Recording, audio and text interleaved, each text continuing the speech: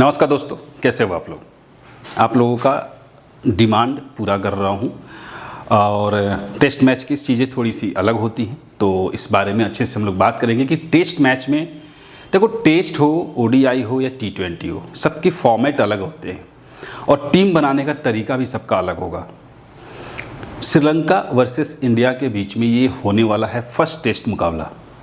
Players भी बहुत सारे नए हैं, तो किस तरीके से हमें प्लेयर्स चुनने हैं, किस सेक्शन से किस टाइप के प्लेयर्स को उठाने हैं, वो भी इंपॉर्टेंट है। सब कुछ बताऊंगा, एवरीथिंग, हर चीज़ डिटेल में। वीडियो को ध्यान से देखिएगा और वीडियो पसंद आएगा तो लाइक कीजिएगा। चलते हैं सीधा स्क्रीन पर। देखिए, फर्स्ट टेस्ट है 15 अगस्त और सुबह 10 बजे से मुकाबला होगा और ये गैले इंटरनेशनल स्टेडियम गैले में ये मैच होने वाला है, श्रीलंका वर्सेस इंडिया का। और सभी भाइयों को सबसे पहले first of all happy independence day 15 अगस्त। तो आप सबको हार्दिक बधाई हो। ठीक है, चलिए अब हम लोग देखते हैं कि इंटरनेशनल स्टेडियम जो है वो कैसा होगा। पिच की अगर हम बात करें तो ये हिस्टोरिकली अगर देखा जाए तो बैटिंग फ्रेंडली सरफेस माना गया है अभी तक। ठीक है, और ज़्यादातर क्या होगा, पहले 2 दिन तो बैट्समैन को फेवर करेगा, लेकिन उसके बाद बाकी के जो टाइम होगा ना, वहाँ पे विकेट्स थोड़े से ज़्यादा गिरेंगे और मतलब कि 4th और 5th डे आते आते यहाँ पर आप समझ लो कि बैट्समैन को उतना ज़्यादा फेवर नहीं मिल सकता है। वही बैट्समैन, टेक्निकल बैट्समैन जो बिल्कुल पेशेंसफुली गेम खेलेंगे, वही यहाँ पर अच्छा कर सकते हैं। तो इन चीज़ों को अच्छे से समझेंगे।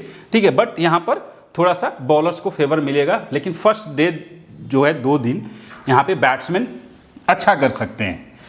अब देखो, यहाँ पर अगर हम बात करें श्रीलंका का पॉसिबल प्लेइंग 11, यहाँ पर देखो लहरी उड़ाना और निशान फर्नांडो, ये जो है दोनों ओपनर्स दिखाई दे सकते हैं। हो सकता है कुछ चेंजेस हो, लेकिन फिलहाल के लिए ये है। इसके बाद दिनेश चांदिमल और सोनल दिनुशा। इसके बाद है निरोशन डिकवाला, डिकवाला।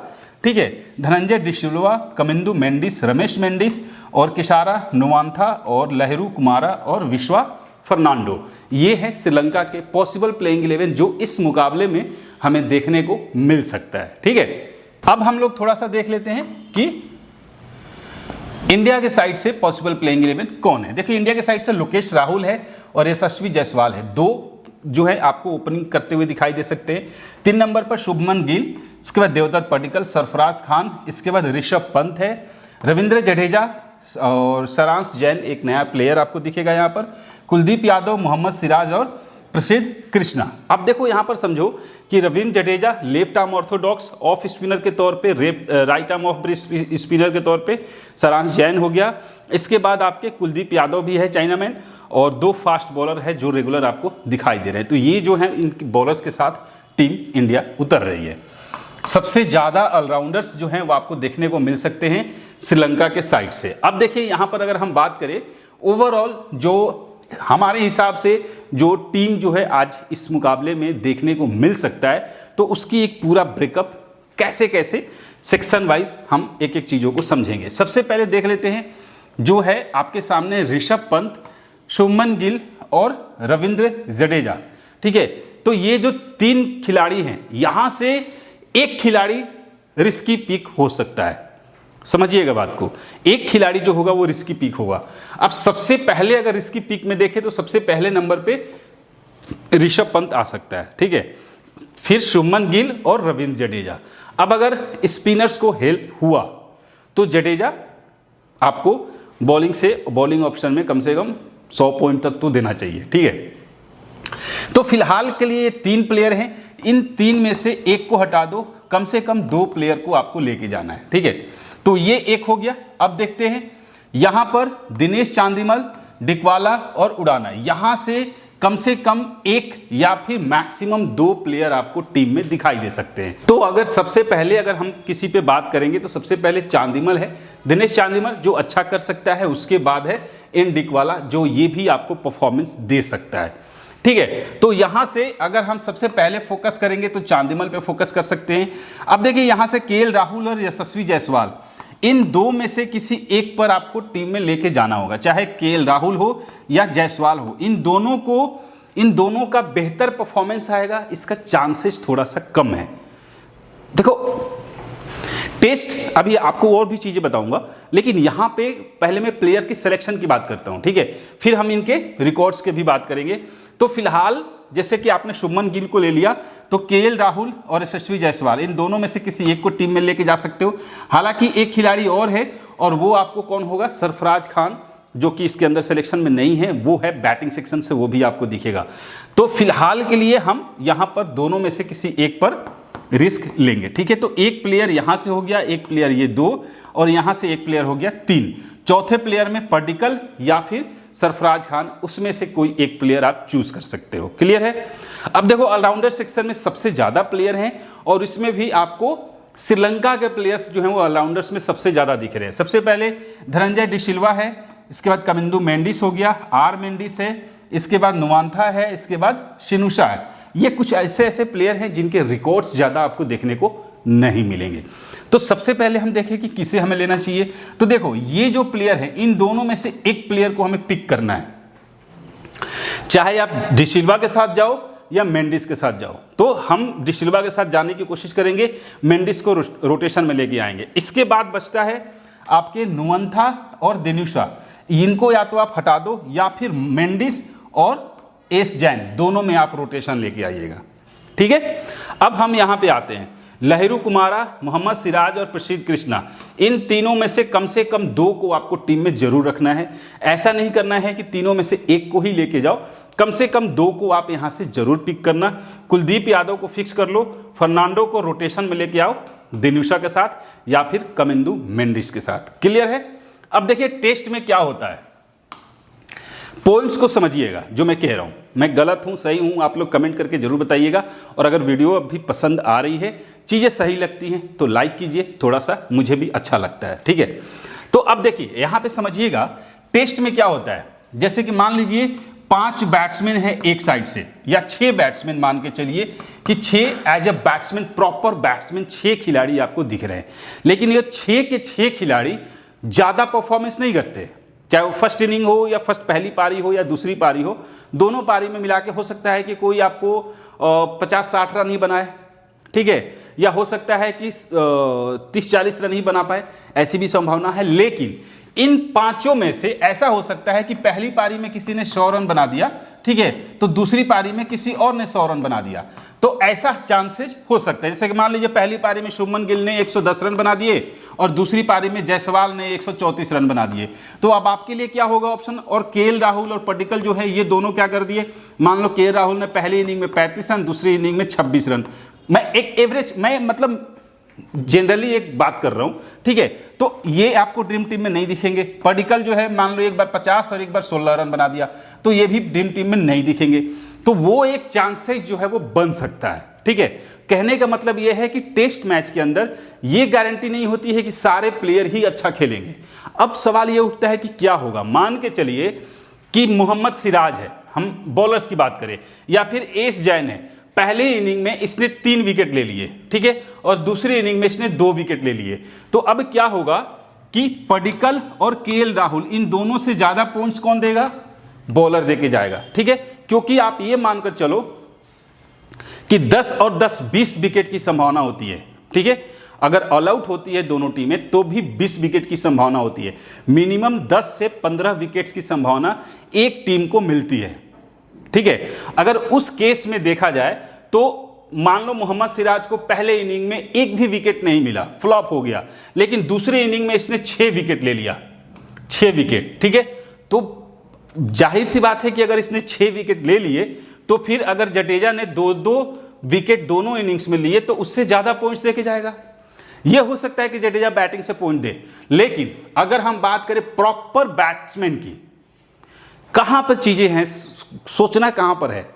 एक बैट्समैन, मान लो ऋषभ पंत, मैं ऋषभ पंत को हटाने की कोशिश कर रहा हूं, क्यों कह रहा हूं, मान के चलो ऋषभ पंत की अगर हम बात करें तो ऋषभ पंत ने पहले इनिंग में 30 रन बना दिया, दूसरे इनिंग में 45 रन बना दिया, ठीक है, इसने टोटल 75 रन बना दिए सपोज करना, और हमने जडेजा को रोटेशन में रखा है किसके साथ, ऋषभ पंत के साथ। अब जडेजा ने क्या किया, पहले इनिंग में मान लो 15 रन बना दिया प्लस 2 विकेट ले लिया, ठीक है। और दूसरे इनिंग में इसने 30 रन बना दिया और 2 विकेट ले लिया। तो ओवरऑल अगर देखा जाए तो वो ऋषभ पंत से ज्यादा पॉइंट्स देके जाएगा। आई बात समझ में? हालांकि ऋषभ पंत के पास एक एडवांटेज है कि वो आपको स्टंपिंग का उसका विकेट मतलब पॉइंट्स जो है वो ज्यादा जनरेट करेगा। उसी तरीके से पडिक्कल है, जायसवाल है, केएल राहुल है, शुभमन गिल है और सरफराज खान है। तो इन लोगों से पॉइंट्स ज्यादा देने की संभावना किसकी होगी? बॉलर्स की हो सकती है। मान लो प्रसिद्ध कृष्णा पहले इनिंग में 4 विकेट लेके गया, दूसरे इनिंग में 2 ही विकेट मिला, लेकिन या 1 ही विकेट मिला, तो 5 विकेट लेके जाता है, तो किसी भी तरीके से वो कम से कम 130 पॉइंट तो आपको जरूर देके जाएगा। मैं मिनिमम की बात कर रहा हूं, ठीक है। तो उस हिसाब से हमें बॉलर्स को ज्यादा रखना पड़ेगा, यानी कि कम से कम 5 बॉलर, और उन बॉलर्स को रोटेशन में लेके जाइए। मान लीजिए हमने कुलदीप यादव, मोहम्मद सिराज, प्रसिद्ध कृष्णा और यहां से लहरू कुमारा को हटा के फर्नांडो को रख लिया और फिर हमने यहां पे एस जैन को रख लिया, ठीक है। अब हम ये रोटेशन कर रहे हैं। इसके बाद नेक्स्ट में क्या किया हमने कि यहां से प्रसिद्ध कृष्णा को हटा दिया या एम सिराज को हटा दिया, लहरू कुमारा को रख दिया और वी फर्नांडो को रख दिया, ठीक है, और कुलदीप यादव को रख दिया। तो इस तरीके से आपको रोटेशन करके लेके जाना है। शायद मैं आपको बात नहीं समझा पा रहा हूं, या फिर आप समझ गए तो आप मेरी बात समझ गए होंगे कि क्या होगा। उसी तरीके से अगर हम बात करें ऑलराउंडर्स की, ठीक है, तो देखो इनके प्रॉपर जो बैट्समैन हैं उनसे ज्यादा पॉइंट्स जो है वो ये लोग देके जाएंगे, क्योंकि ये बैटिंग और बॉलिंग दोनों से ही आपको पॉइंट्स जनरेट करेंगे। लेकिन विकेट कीपर से मान लो कि उडाना हो गया, डिकवाला हो गया और चांदिमल हो गया, यहां से एक ही विकेट कीपिंग करेगा, लेकिन बाकी जो 2 हैं एज ए बैट्समैन खेलेंगे। लेकिन इन लोगों से ज्यादा पॉइंट्स डिसिल्वा दे सकता है, मेंडिस दे सकता है, ये पांचों दे सकते हैं। क्लियर है? समझ गए? चलिए अब हम लोग थोड़ा सा इनके पॉइंट्स पे चलते हैं कि किसका क्या रिकॉर्ड है। अब देखो लहरू उडाना की बात करें, 2 टेस्ट खेला है, 38 रन और मात्र 19 का एवरेज है अगर हम ग्राउंड की बात करें, ठीक है। तो ग्राउंड के हिसाब से उडाना का कुछ खास नहीं है। फर्नांडो 4 इनिंग्स में 290 रन बनाया है, 73 का एवरेज है, तो थोड़ा सा अच्छा है, 73। इसके बाद एन चांदिमल की बात करें, 44 रन 44 इनिंग में 1979, 54 का एवरेज है। तो यहाँ पे सबसे ज्यादा जो एवरेज अगर दिखाई दे रहा है तो उसके हिसाब से चांदिमल है और दूसरा फर्नांडो है। इसके बाद अगर कोई है तो वो है कमिंदु मेंडिस, जिसको लोग इग्नोर करेंगे, मैं आपको ये भी बता रहा हूं, जिसका 68 का एवरेज है टेस्ट मैच में। इस वेन्यू के हिसाब से ये 3 खिलाड़ी जो हैं वो अच्छा एवरेज है। कौन? फर्नांडो, चांदिमल और कमिंदु मेंडिस। क्लियर है? अब एज ए बॉलर देखा जाए तो रमेश मेंडिस को देख लो आप, इस ग्राउंड पर 24 मैच में 64 विकेट लेके गया हुआ है, 64 विकेट्स। अब समझ गए? ठीक है, बैटिंग और बॉलिंग दोनों से ही आपको पॉइंट्स जनरेट करके देगा। बाकी जो खिलाड़ी हैं वो बिल्कुल एवरेज है। 9 मैच में 7 विकेट या 7 मैच में 8 विकेट मायने नहीं रखता। क्लियर है? तो मायने कौन रखेगा? रमेश मेंडिस। क्लियर है? कोई दिक्कत नहीं। अब आइए हम लोग आगे बढ़ते हैं। अब देखो डिसिल्वा की बात करते हैं। धनंजय डिसिल्वा 37 का एवरेज है बैटिंग से, लेकिन बॉलिंग से भी पॉइंट देता है। 16 मैच में 11 विकेट लेके जा चुका है, तो उस हिसाब से ये भी इंपॉर्टेंट हो सकता है। अब हम लोग देख लेते हैं हेड टू हेड में। श्रीलंका के साइड से हेड टू हेड में ये खेला नहीं है, ये खेला नहीं है, लेकिन चांदिमल की बात करें तो 50 का एवरेज है हेड टू हेड में, तो बहुत इंपॉर्टेंट होगा। वेन्यू पे भी अच्छा है और हेड टू हेड में अच्छा है। इसके बाद डिकवाला है, इसका है 32 का एवरेज। विकेट्स के मामले में सबके लगभग एवरेज है, उतना बढ़िया रिस्पॉन्स नहीं है एज ए बॉलर श्रीलंका के जो प्लेयर है। बाकी लेकिन रमेश मेंडिस का नहीं है रिकॉर्ड, नुआंथा का नहीं है, मेंडिस का नहीं है, तो ये इंपैक्ट डाल सकते हैं। पहला मैच हेड टू हेड में खेलेंगे। क्लियर? अब देखो टेस्ट मैच की अगर रिकॉर्ड की बात करें तो उडाना का 5 इनिंग्स में 266 है, 53 का एवरेज है, और एन फर्नांडो का बिल्कुल खराब रिकॉर्ड है, एवरेज अच्छा नहीं है टेस्ट के रिकॉर्ड का अगर बात करें। चांदिमल का 50 का एवरेज है, तो जो 50 से प्लस का एवरेज होता है ना, मतलब 50 का जो एवरेज है टेस्ट मैच में, वो एक ड्रीम टीम में ड्रीम प्लेयर्स के लायक होता है।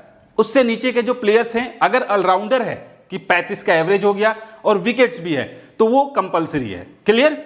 ठीक है। इसके बाद सोनल दिनुशा की बात करें, कुछ खास नहीं है, लेकिन 5 इनिंग्स में 6 विकेट भी लेके गया है, 5 मैच में 186 है, 47 का एवरेज भी है। ठीक है, तो यहां से अगर श्रीलंका के साइड से देखें तो सबसे पहला जो इंपॉर्टेंट खिलाड़ी होगा वो होगा चांदिमल, लहरू उडाना भी हो सकता है। इसके बाद आपके ये खिलाड़ी है सोनल दिनुशा। ठीक है, डिकवाला का कुछ खास नहीं है, सिर्फ 31 का एवरेज है। धनंजय डिसिल्वा भी इंपॉर्टेंट है यहाँ से, और इसके बाद अगर कोई यहाँ से इंपॉर्टेंट है तो वो है कमिंदु मेंडिस। लेकिन एज अ विकेट कीपर के विकेट्स के तौर पे देखा जाए तो आपके रमेश मेंडिस है, जो कि 30 इनिंग्स में 71 विकेट लेके गया है टेस्ट मैच में, बहुत इंपॉर्टेंट है। इसलिए ये खिलाड़ी जो है वो जरूरी है। किससे ज्यादा आप ले सकते हो, तो यहां पर अगर हम देखें तो देखो नुअंथा 24 मैच में सिर्फ 64 विकेट है, और लहिरू उडाना का 58 मैच में 104 विकेट है, फर्नांडो का 49 मैच में 81 विकेट है। लेकिन हेड टू हेड पर और वेन्यू में इन दोनों का कुछ खास रिकॉर्ड नहीं है। तो श्रीलंका के साइड से कौन कौन से प्लेयर इंपॉर्टेंट हो गए, आइए देखते हैं। सबसे पहला इंपॉर्टेंट होगा रमेश मेंडिस, ठीक है, इसके बाद कमिंदु मेंडिस, इसके बाद धनंजय डिसिल्वा, इसके बाद अगर कोई इंपॉर्टेंट होगा तो सोनल डिनूसा, इसके बाद चांदिमल और लहिरू उडाना। ये जो खिलाड़ी हैं वो इंपॉर्टेंट हो गए। अब जो खिलाड़ी बचते हैं वो इनको दोनों में से किसी एक को हम लोग रोटेशन में लेके जाएंगे। क्लियर हो गया, ये वो खिलाड़ी हैं जो श्रीलंका के साइड से इंपैक्ट डाल सकते हैं। अब हम लोग देख लेते हैं इंडिया का। इंडिया के साइड से वेन्यू पेयर जायसवाल ने खेला नहीं है। लोकेश राहुल 2 मैच में सिर्फ 12 रन बनाकर गया है, 2 इनिंग्स में, मैच कह रहा हूं 2 इनिंग्स में, और रविंद्र जडेजा 1 इनिंग में 15 रन। बाकी कोई यहां पर ग्राउंड पर नहीं खेला है। रविंद्र जडेजा का ग्राउंड का रिकॉर्ड अच्छा है, 2 पारी में 6 विकेट लेके गया हुआ है, तो रिकॉर्ड थोड़ा सा जडेजा का अच्छा है। अब हेड टू हेड की बात करें तो यशस्वी जायसवाल 11 इनिंग्स में 354 रन है, सिर्फ 32 का एवरेज है, कुछ खास नहीं है। और ऋषभ पंत का 3 इनिंग्स में 185 है, 62 का एवरेज है। हेड टू हेड में ऋषभ पंत का रिकॉर्ड जो है वो अच्छा है, और रविंद्र जडेजा का 65 का एवरेज है हेड टू हेड में। ये दोनों अच्छे हैं। हालांकि शुभमन गिल का डिड नॉट प्ले है, तो भाई अभी कुछ नहीं कह सकते। तो मैंने क्या बोला था, ऋषभ पंत, शुभमन गिल और आपके रविंद्र जडेजा, ये तीनों में से किसी एक को आपको हटाना होगा। तो अब आपके सामने ऑप्शन दिख रहा है, आप चाहो तो पंत को रख के शुभमन गिल को रोटेशन में लेके आ जाओ, ठीक है। बाकी जडेजा का 14 इनिंग्स में 33 विकेट भी है, तो उस हिसाब से वेन्यू पर भी अच्छा है, ठीक है, सॉरी वेन्यू पर भी अच्छा है, हेड टू हेड में भी अच्छा है, और बैटिंग के हिसाब से देखा जाए तो वो भी अच्छा है। तो उस हिसाब से जडेजा इंपॉर्टेंट होगा, ठीक है। अब हम लोग देख लेते हैं इंडिया के टेस्ट रिकॉर्ड। यशस्वी जायसवाल का 49 का एवरेज है टेस्ट में, लोकेश राहुल का सिर्फ 36 का एवरेज है, उतना ज़्यादा अच्छा नहीं है।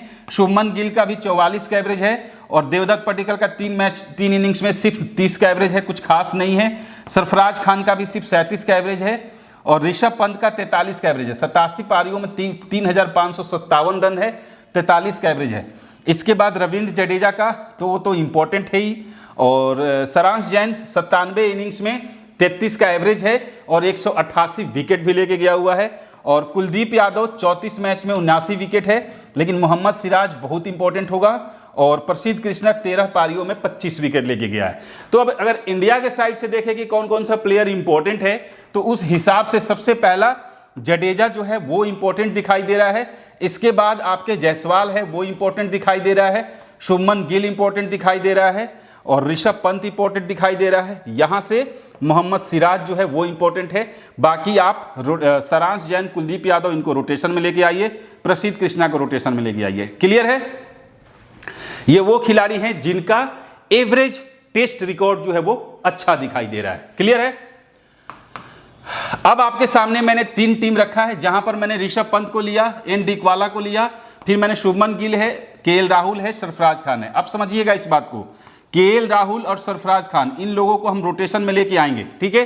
किसके साथ, तो सरफराज खान के बदले आप जडेजा को यहां पे लेके आ सकते हो, कमिंदु मेंडिस को रखा, नुअंथा को रखा, ठीक है। अब आपको सामने क्या ऑप्शन होता है, डिसिल्वा भी है, मेंडिस भी है, तो आप इनको नुअंथा के जगह पर मेंडिस को लेके आ जाओ, या फिर डिसिल्वा को लेके आ जाओ इस टीम के अंदर।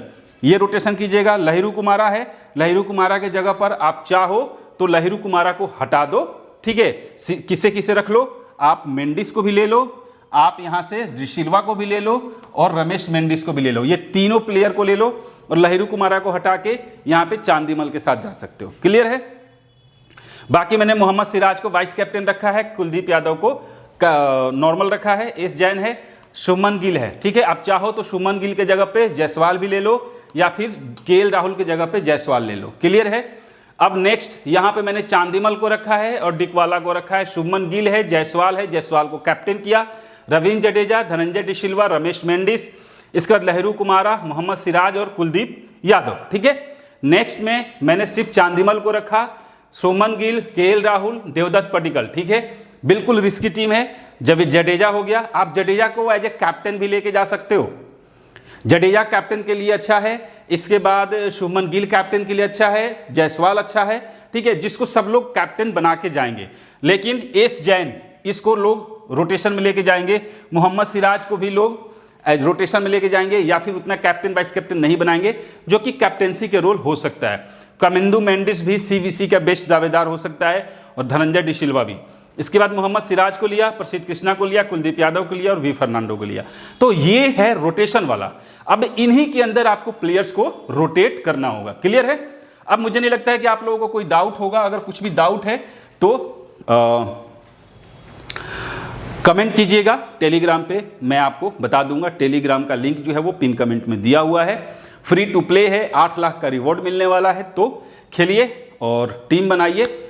मिलते हैं फिर नेक्स्ट वीडियो में, तब तक के लिए जय हिंद।